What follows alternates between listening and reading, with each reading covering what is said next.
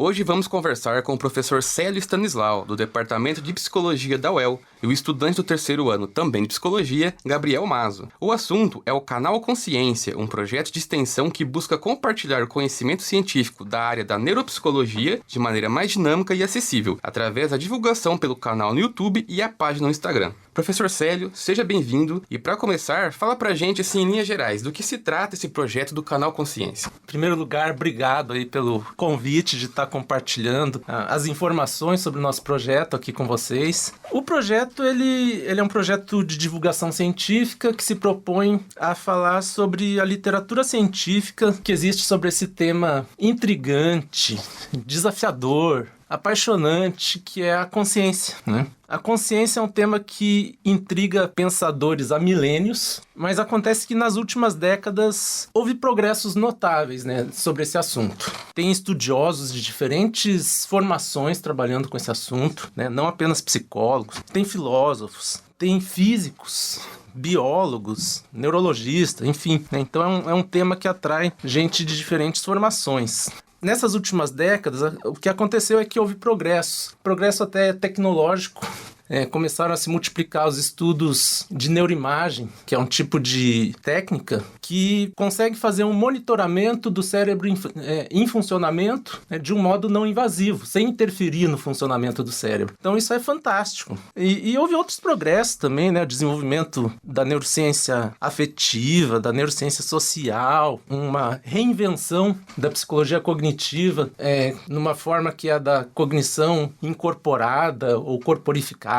Tudo isso vem contribuir para esses desenvolvimentos de 30 anos, mais ou menos, em que essa área ela floresceu muito. Eu devo pontuar para você que dentro da própria neuropsicologia, devido às características das demandas que o profissional de neuropsicologia precisa atender, não se fala muito de consciência nessa área. Se fala mais de funções especializadas mais específicas, como linguagem, atenção, memória, e não se fala tanto de consciência. Enfim, isso que eu estou falando, né, dentro da área, de maneira alguma deve ser visto como uma crítica à área, mas mais uma descrição de qual é a situação, até devido às demandas que a área recebe, né, como eu estava falando, em questão de avaliar e tratar, seja aquela criança com TDAH, né, seja aquele idoso que está mostrando algum declínio cognitivo, trabalhar bem, avaliando o que está acontecendo, que tipo de encaminhamento isso deve receber, isso demanda muito tempo e enfim, a área foi moldada para ir para isso. Embora não se fale muito de consciência, o fato é que existe uma vasta literatura aprofundada e recente sobre esse tema, com todos esses desenvolvimentos das últimas décadas que eu estava falando.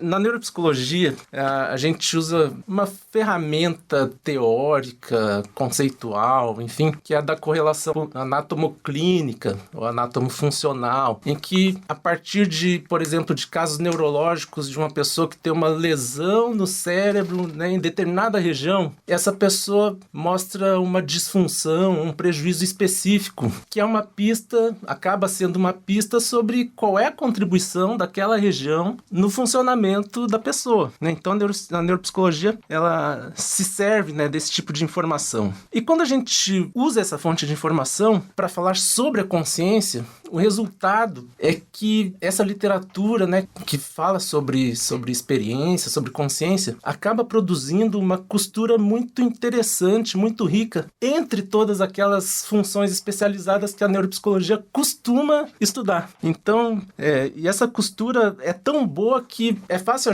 quando a gente vê uma pessoa saudável funcionando, é fácil a gente esquecer. Ali, o que está acontecendo é a integração harmoniosa de várias funções complexas. Aí, quando vai para os casos neurológicos, que a gente acaba entendendo a contribuição de cada processo, de cada função para esse funcionamento integrado, né, que parece uma coisa só, mas é resultante da combinação de várias coisas. Aí, assim, casos neurológicos interessantes, né, acaba sendo muito instrutivo para a gente pensar na consciência. Uma pessoa que tem, devido a alguma lesão cerebral, prejuízo específico em atenção, em memória, ou até casos que são um pouco mais raros, mas são também bem interessantes e instrutivos, como pessoas que não têm imagens mentais, não têm capacidade de ver imagens mentais, condição conhecida como afantasia, ou a pessoa que não tem a voz interior, esse diálogo interno, tal, essa fala interna, a pessoa não tem, né, a condição chamada de anendofasia. Bom, basicamente era isso que eu...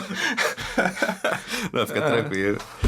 Eu fiquei curioso aí, realmente, com essas condições ali. Sim, são muitos umas casos, questões bem particulares, assim. Casos, né? curiosos, assim. E como você comentou, a consciência é tema realmente, assim, de pesquisa, de interesse, de milênios, assim. Justamente, eu acho, nessa época tecnológica que a gente vive, a gente tem essa possibilidade de conseguir estudar mais a fundo, com a possibilidade, como você comentou, né, de identificar certos padrões, etc., sem você causar qualquer tipo de lesão ao cérebro, né? Você tenha esse estudo ali seguro. Sem, por exemplo, que existe, né, o eletroencefalograma, que em alguns casos é feito durante cirurgia cerebral, né, colocando o eletrodo direto no tecido cerebral. É uma fonte de dados interessante, mas está interferindo ali. Na neuroimagem é diferente porque é não invasivo. Bom, agora, pensando especificamente no projeto, como é que foi que surgiu a ideia para criar esse canal, né?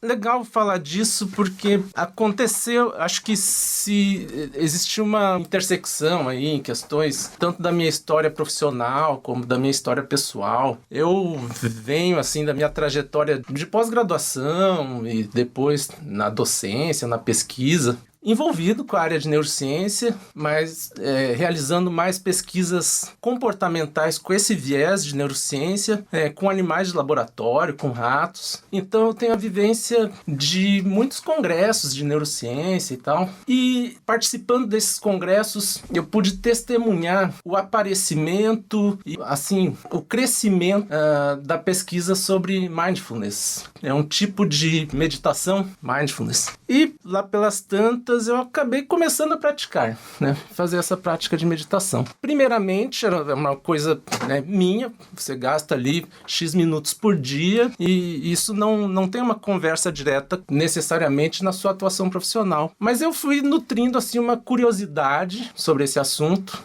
e vendo que o meu conhecimento da época era pobre para explicar o que acontece ali naquela prática de meditação e por que essa prática de meditação repercute de maneira benéfica.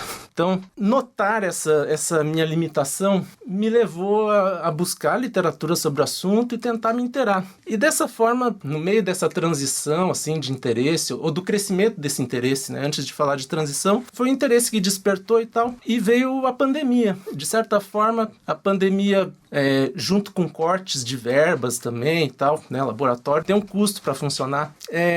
Acabou freando as minhas pesquisas de laboratório e abrindo ali um espaço de tempo mesmo que eu preenchi com esse meu interesse, essa minha curiosidade. Em primeiro lugar, sobre mindfulness, acabei encontrando respostas mais sólidas, assim, né? Melhor construídas, na parte da neurociência ou da neuropsicologia que trata desse assunto, sabe? E o que aconteceu? Quando eu estava buscando explorar a neuropsicologia de um exercício ou da prática de mindfulness, quando eu estava estudando neuropsicologia da consciência. No primeiro momento eu tive uma curiosidade da neuropsicologia do mindfulness, mas quando eu estava estudando era a neuropsicologia da consciência. Então foi mais ou menos essa a trajetória.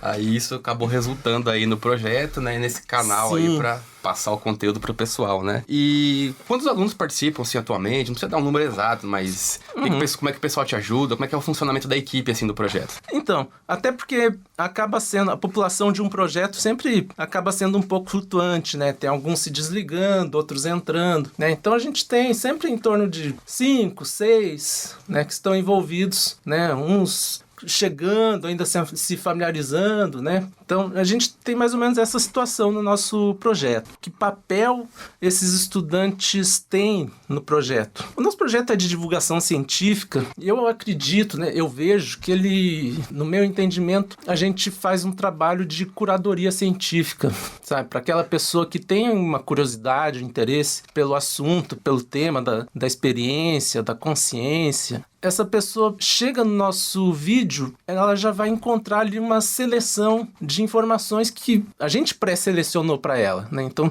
nesse sentido, é uma curadoria científica e é muito interessante envolver os estudantes nessa curadoria científica, porque eles são parte do público-alvo do nosso projeto. É preciso reconhecer, ele não é um projeto de divulgação científica voltado para o público leigo, sabe? Ele é mais uma divulgação científica voltado para um público que ou está em formação, ou mesmo os profissionais que têm interesse pelo tema da consciência, que são diferentes especialidades, né? Principalmente psicologia, né? Estudantes, profissionais de psicologia e outras áreas que possam ter interesse nesse tema também. Então, ter estudantes de psicologia, pode ter de alguns outros cursos também, né? São representativos do público-alvo. Então, é bem interessante envolver eles nessa curadoria científica. A gente tem o que o projeto está fazendo e aquilo que nós gostaríamos ou pretendemos que em algum momento o projeto venha a fazer. Então, a gente tem várias ideias que são de ramificações do projeto. Por exemplo, abordar notícias, né? Sempre estão saindo notícias de pesquisas que mostraram tais coisas e tal. Então, abordar notícias, atualidades, às vezes um filme que toca de alguma maneira no tema interessante e tal, uma série, não sei. Então, a gente gostaria de começar a abordar essas coisas. Conversas, bate-papo, né? Com especialistas. Seria bem interessante fazer esse tipo de vídeo. No Brasil, a gente tem algumas pessoas que têm conteúdo, que têm contribuições, que seria interessante estar disseminando, né? A gente pretende traçar esse tipo de caminho. E até mesmo uma curadoria de vídeos também, que a gente vê, é comum no YouTube. Você tem lá um youtuber que você gosta e você vai assistir o vídeo dele e ele faz o vídeo dele sobre o vídeo de alguém. E acaba sendo a forma pela qual você toma conhecimento de uma formação importante, interessante, né, de alguém que não estava no seu radar. Então, acho que a gente gostaria também de seguir por esse caminho. Tudo isso envolve gente, então estamos fazendo algumas coisas com 5 pessoas. Se fôssemos 10, faríamos mais. Se fôssemos 15, faríamos mais. Ideias não faltam, informação não falta, conteúdo científico sobre o tema não falta. Então, vamos fazendo aqui tudo que está ao nosso alcance, mas temos bastante ideia de coisas que podemos realizar. Não, com certeza. E pensando nessa ideia dos ganchos, né, de relacionar filmes, séries, notícias, eu acho que seria um ganho realmente também para o canal, pensando que você poderia daí talvez conseguir alcançar aquele público mais leigo também, né? Por ter esse diálogo com outros tipos de mídias, né? Facilita você passar o conhecimento, ampliaria o seu público, né? O que só teria ganho pro canal e pra universidade também, né? Acho que é um caminho bastante interessante, a gente fica na expectativa para ver isso acontecer aí. Bom, agora a gente vai conversar com o Gabriel, né? Participante do projeto. Seja bem-vindo também, Gabriel. E para começar, fala pra gente, né? O que levou você a escolher o curso de psicologia? Primeiramente, bom dia, obrigado pelo convite. Para falar sobre a minha escolha pelo curso de psicologia, eu acho que eu preciso voltar um pouquinho no tempo, lá pro ano de 2018, que foi quando eu vim aqui para Londrina. Eu vim lá de Palmital, interiorzão do estado de São Paulo, ali entre Assis, Ourinhos. Cheguei aqui em março de 2018, na verdade, para fazer o curso de economia, a princípio. Curso que eu fiz por algum tempo, cerca ali de 4 anos, entre idas e vindas. Teve um trancamento de matrícula, depois eu voltei, enfrentei o período da pandemia, insisti mesmo assim, fiz bastante coisa, mas percebi que não era o caminho que eu gostaria de seguir por uma série de motivos, e a partir daí eu comecei a pensar em quais outras possibilidades, em quais outros caminhos possíveis eu teria para ter um trabalho assim que fosse mais ligado com os meus interesses, com as coisas assim que eu tô mais ligado, que tivesse mais a ver com as minhas habilidades, mas também que me desse assim boas perspectivas de trabalho, boas perspectivas futuras. E aí acabou que nesse processo eu me interessei bastante pelo curso de psicologia. É um curso que trabalha muito com várias coisas assim, várias áreas de conhecimento que eu tenho interesse. Então, na psicologia, por exemplo, você pode fazer diálogos com arte, que é uma coisa que eu gosto bastante. Você pode trabalhar bastante com o social. Você tem muitos projetos dentro da psicologia que são voltados para o social. O social importa bastante quando você vai pensar na formação de uma pessoa, nas dificuldades que ela pode ter e assim em diante. A gente tem também bastante a questão biológica, que eu me interesso bastante. Eu já gostava, antes de entrar no curso, quando eu entrei com as matérias que a gente teve, aqui na UEL a gente tem uma base bem forte de biologia no curso de psicologia. psicologia, eu acabei me interessando ainda mais, descobri que eu gosto ainda mais, então é um curso que lida com muitos saberes diferentes, que me interessam bastante, e também é um curso, assim, que eu vejo que me traz uma perspectiva boa de futuro. Como psicólogo, você pode atuar em várias áreas, você pode atuar na área hospitalar, na área educacional, você pode atuar na clínica, e são coisas, assim, que pesaram bastante na minha decisão pelo curso de psicologia. E eu acho que esse é um desafio que toda pessoa tem quando vai escolher um curso, né? É você tentar juntar o que te agrada com uma perspectiva profissional no futuro, né? Um desafio que todo mundo passou em algum momento por isso. Sim. E Gabriel, como é que tá sendo a experiência de participar do projeto? Tem sido uma experiência muito boa.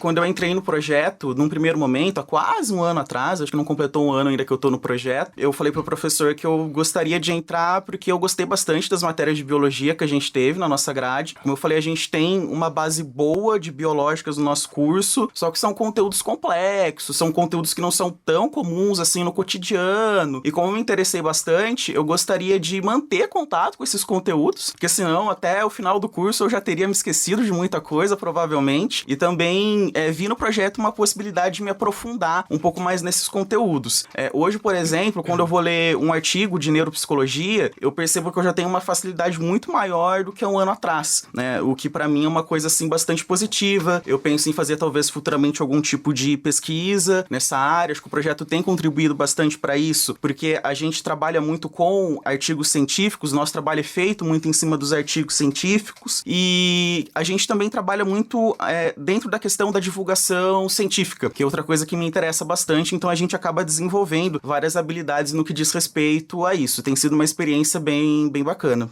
É importante, né? Auxilia bastante no desenvolvimento dentro da academia mesmo, né? Nesse mundo da pesquisa, né? Sim. E quais estão sendo, assim, as maiores dificuldades que vocês estão encontrando na hora da produção, assim, dos vídeos? Olha, eu acho que uma primeira dificuldade que a gente pode mencionar, com certeza, é a questão da barreira da língua. A gente ainda não tem tanto conteúdo assim relevante produzido dentro de neuropsicologia, das neurociências em português. Grande parte do conteúdo que a gente tem mais relevante, de mais impacto nessa área, são conteúdos que estão muito restritos à língua inglesa. No meu caso, por exemplo, eu consigo ler os artigos em inglês com alguma dificuldade ainda, mas consigo. Mas, querendo ou não, é uma dificuldade para mim. Eu acho que pensando assim, até além do contexto do projeto, acaba sendo uma barreira para o acesso das pessoas aqui do Brasil a esses conhecimentos que são produzidos pela neurociência. E acho até que nisso o projeto ajuda bastante também, porque de certa forma a gente traduz esses conhecimentos literalmente para as pessoas aqui do Brasil terem mais acesso, porque a gente não tem muito conteúdo produzido na nossa língua ainda sobre isso. Uma segunda dificuldade que eu posso mencionar é, como eu falei, os conteúdos de neuropsicologia, de neurociências, muitas vezes são conteúdos complexos, são conteúdos áridos. Então, muitos artigos eles podem não ser tão fáceis assim de você compreender, de você extrair as informações, mesmo com a base que a gente tem aqui. Então, não são conteúdos simples. Apesar disso, a gente consegue reunir um número relativamente grande de informações para os vídeos. Então, a gente se divide, cada um pesquisa ali um subtópico dentro do tópico do vídeo. A gente reúne muita informação e a gente tem um terceiro desafio, que é conseguir amarrar todos esses conteúdos de modo a o vídeo fazer sentido, a gente ter um roteiro legal para o vídeo, ao mesmo tempo em que a gente precisa dar conta das demandas das plataformas. Então a gente está produzindo vídeo para o YouTube. A gente sabe que se você publicar um vídeo muito longo, é bem possível que isso reduza o alcance do vídeo, muitas pessoas não vão assistir. Então você tem que conciliar ter conteúdos relevantes, amarrar os conteúdos que a gente encontra de modo ao vídeo fazer sentido, ao mesmo tempo em que isso precisa estar adaptado para as demandas ali da plataforma, do YouTube, para a gente conseguir ter algum alcance, alcançar as pessoas que são nosso público-alvo. Tem muito trabalho envolvido por trás de um vídeo no YouTube, né? Sim, toda pesquisa, toda edição, né? Tem muita coisa acontecendo. Posso até complementar um pedacinho na pergunta aí que o Gabriel tá falando, né? Do meio onde a gente está, né? A gente precisa compreender em que meio você está tentando disseminar, né? E adequar de alguma maneira o que você está fazendo a esse meio. Aquela velha frase lá dos anos 60, eu não lembro o autor, de que o meio é a mensagem, né? É uma frase tradicional, né? Da área de comunicação. Então, a gente sente que a gente acaba sendo um pouco moldado pelo fato de estar tentando disseminar informação via YouTube. Acabamos fazendo algumas concessões devido a isso. Tipo, eu não gosto de cortes, eu acho que tira de contexto algo que está sendo falado e tal, mas a gente acabou adotando ali, né, selecionando alguns trechos que a gente acha interessante e tal, publicando na forma de corte. São concessões que a gente vai fazendo. Por outro lado, sabe, nas thumbs dos vídeos, né, aquelas figurinhas dos vídeos, sempre tem o youtuber fazendo caras e bocas. Isso eu não vejo sentido aderir cegamente, assim, né? Esse é o passo, tá? São desafios, né, do mundo digital ali, né, de tentar passar um conteúdo mais complexo, mas para uma linguagem que tem na sua raiz a simplicidade, né? Realmente é um desafio aí que acho que todo mundo do meio científico que tem essa pretensão de passar um conteúdo um pouco mais complexo vai ter que encarar em algum momento. Estamos conversando com o professor Célio Stanislau, do Departamento de Psicologia da UEL, e Gabriel Mazo, estudante do terceiro ano também de Psicologia. O tema é o projeto de extensão Canal Consciência, um projeto de extensão aqui da universidade. Professor Célio, de que forma você entende que esse tipo de divulgação científica, né, através de redes sociais, YouTube, etc., né, podem contribuir com o papel da universidade em levar o conhecimento até a comunidade externa? Eu acho que no nascimento desse projeto, um fator que direcionou bastante, né, na concepção, foi eu me dar conta da situação que a gente tem vivenciado, assim, nós, pessoas em geral, como sociedade. Então, olhar para essa situação, admitir que nesse mundo que a gente está vivendo, de economia da atenção, essa coisa toda, as pessoas estão saturadas de informação. Então, você se propõe aí a uma missão de disseminar informação científica num mundo onde as pessoas estão saturadas de informação, estão lendo cada vez menos, existem pesquisas mostrando isso, e como é que eu vou fazer as pessoas consumirem uma informação científica, sabe? Né? A gente sabe que a qualidade da informação que circula nas redes sociais, etc., é bastante diversa, tem muita informação ruim no meio, tem desinformação no meio, então a gente está lidando com tudo isso. Nesse contexto que a gente estabeleceu assim como meta, foi de buscar ativamente entrar em contato com o nosso público, sabe? Em outras épocas, eu acho que um desenvolvimento natural, né, um produto natural de um projeto como o nosso, seria a organização de um livro. Vamos nos dedicar a estudar um assunto complexo, com a literatura muito técnica e tudo mais. Vamos fazer uma assimilação e organizar de uma maneira mais palatável, né? Em textos científicos introdutórios sobre divagação, sobre atenção, sobre todos os temas que a gente se propõe a falar. Mas na circunstância atual, a gente sentiu que seria importante a gente ter um papel mais ativo nisso. Daí a ideia de ir para YouTube, para rede social. Acho que é importante pontuar que a divulgação científica está fazendo esse caminho. E em outras áreas é muito natural você vê isso, né? Eu gosto de divulgação científica, acompanho alguns canais brasileiros, e você vê nesses canais, em algumas áreas, o conhecimento que é trazido é um conhecimento de boa qualidade, sabe? Pega, por exemplo, a área de astronomia. Agora, no meio do ano, foi descoberto um objeto interestelar, tal do 3I Atlas. De vez em quando eu vejo um vídeo sobre isso, sempre tem, o pessoal tá trazendo, canal brasileiro, trazendo informação atual, qual é o tamanho, qual é a velocidade, qual é a composição química, informação atual, aprofundada sobre um tema novo. Eu acho que o tema da consciência não merece menos do que isso. Falar sobre consciência precisa ter divulgação científica, trazendo o aprofundamento do tema, trazendo a informação atual, o tema ser tratado com paixão, como a gente vê, né, a divulgação científica nas outras áreas. Na área da consciência, eu acho que precisa acontecer isso também, e a gente está tentando trazer a nossa contribuição nesse sentido. Esperamos que o canal Consciência faça parte, né, em pouco tempo, de um ecossistema, que haja vários canais que façam, cada um à sua maneira, cada um olhando pelo seu ângulo, venha fazer essa contribuição, fazer divulgação científica sobre esses temas que são a ciência da nossa área, né? Eu não sou astrônomo, eu sou psicólogo. Então, falar dos nossos assuntos, vou fazer divulgação científica dos nossos assuntos. É realmente importante a universidade ocupar esse espaço para conseguir passar o conteúdo, como você comentou, de qualidade, né? Diverso, por pessoas que trabalham na área pesquisa, alunos participando, né? É super importante ter esse envolvimento.